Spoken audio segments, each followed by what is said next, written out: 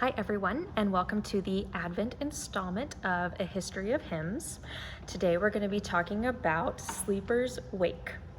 This is a hymn by a Lutheran pastor named Philip Nicolai and published in 1599.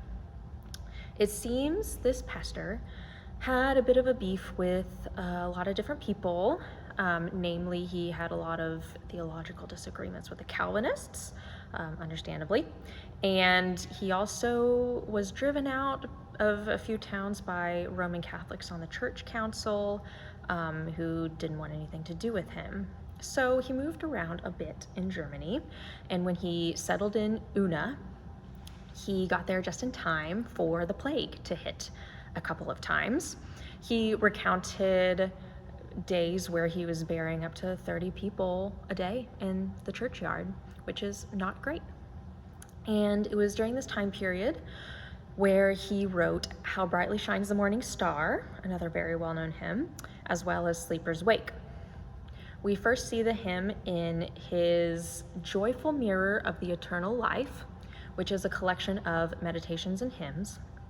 In the preface, he says, "There seemed to me nothing more sweet, delightful, and agreeable than the contemplation of the noble, sublime doctrine of eternal life obtained through the blood of Christ. This I allowed to dwell in my heart day and night, and searched the scriptures as to what they revealed on this matter." So he was trying to bring some sort of comfort to the people in the town, as all of these people were dying around them. The text itself is based on the parable of the 10 bridesmaids, which is in Matthew chapter 25. You're probably familiar with it, but in this parable, 10 bridesmaids await a bridegroom. The bridegroom is delayed, they all fall asleep, and at midnight they hear the call that he's here.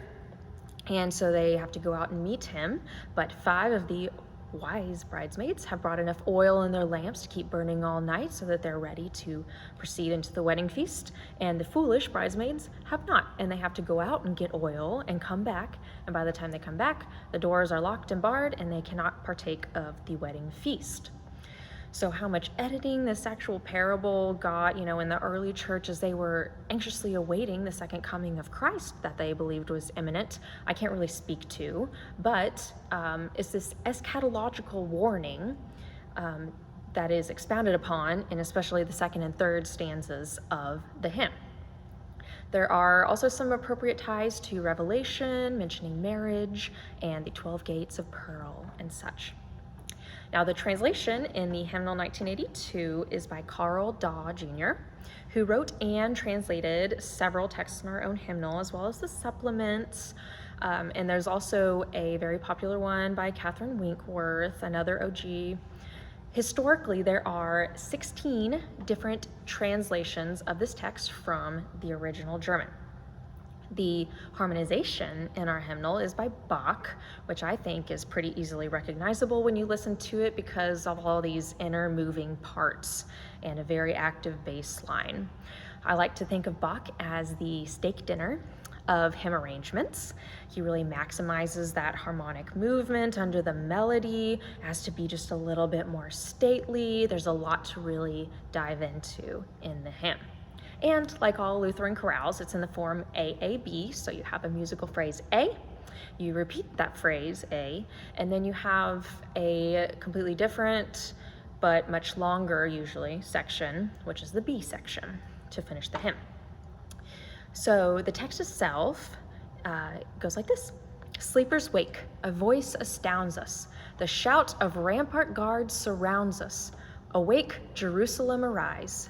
Midnight's peace their cry has broken, their urgent summons clearly spoken. The time has come, O maidens wise. Rise up and give us light. The bridegroom is in sight. Alleluia. Your lamps prepare and hasten there, that you the wedding feast may share.